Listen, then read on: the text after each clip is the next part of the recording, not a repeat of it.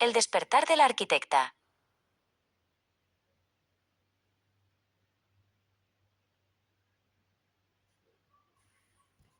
Arquitecta de realidades agotada, una pieza más en la inmensa maquinaria gris de la metrópolis. Sus días consistían en diseñar estructuras de orden perfecto para un sistema que nunca dormía. Pero bajo su piel sintética, un susurro de insatisfacción crecía.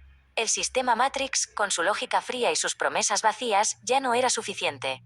Sentía que su alma estaba atrapada en un código que no le pertenecía, esperando una señal, un error en la simulación que le permitiera volver a sentir. De repente, ocurrió. La grieta. No fue un estruendo, sino una anomalía silenciosa que rasgó el velo de su rutina. Un triángulo de neón azul vibrante apareció ante ella, revelando la cruda verdad.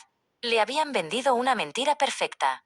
Iria comprendió que su cansancio no era falta de energía, sino un exceso de falsedad. La anomalía le ofrecía una salida, una oportunidad para dejar de construir castillos para otros, y empezar a demoler sus propias prisiones mentales, reclamando por fin la gracia de la incertidumbre. Cruzar el umbral fue el acto más valiente de su vida. Al dejar atrás la seguridad del sistema, Iria se encontró en un espacio de batalla interna. El dolor de su pasado y las cicatrices de su programación se convirtieron en su armadura. Comprendió que su herida no era una debilidad, sino el cimiento de su nuevo imperio. Convertida en una guerrera de su propia psique, Iria aceptó que la incertidumbre era el único territorio donde realmente podía ser libre, forjando una corona de soberanía con los fragmentos de su antigua realidad. En el Coliseo de la realidad, Iria buscó la integración.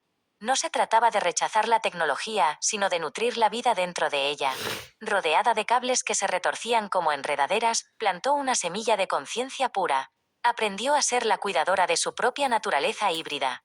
La alquimia digital comenzó a fluir. El verde de la biología y el azul de los datos se entrelazaron, creando un equilibrio orgánico que el sistema gris siempre había temido porque no podía controlarlo. El viaje la llevó al reboot. Frente a ella apareció Geno, una proyección luminosa de su propio legado y de las generaciones futuras. Iria entendió que su transformación no era solo para ella, sus hijos eran su legado, no su excusa para rendirse. Al actualizar su núcleo kernel, rompió las cadenas de los traumas ancestrales grabados en su código.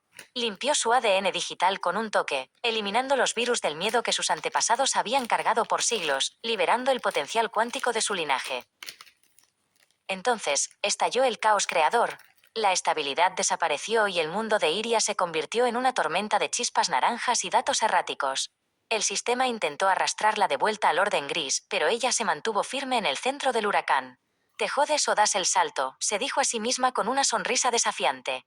En medio de la anarquía visual, Iria encontró la gracia de la incertidumbre, el momento exacto donde la destrucción de lo viejo se convierte en pura posibilidad creativa. Llegó el momento del salto. Iria se asomó al abismo de lo desconocido, donde una niebla densa y azulada lo cubría todo.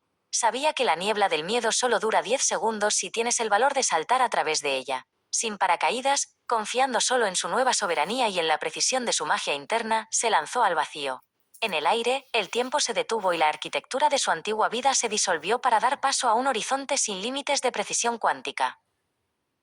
Al aterrizar, se encontró en la etapa de consagración.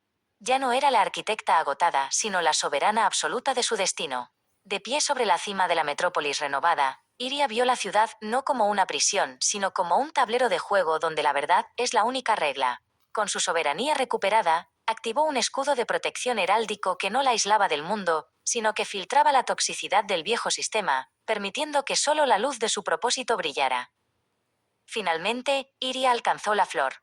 En sus manos se materializó la medicina octodigital, un cubo de geometría sagrada que contenía la redención de todo el sistema.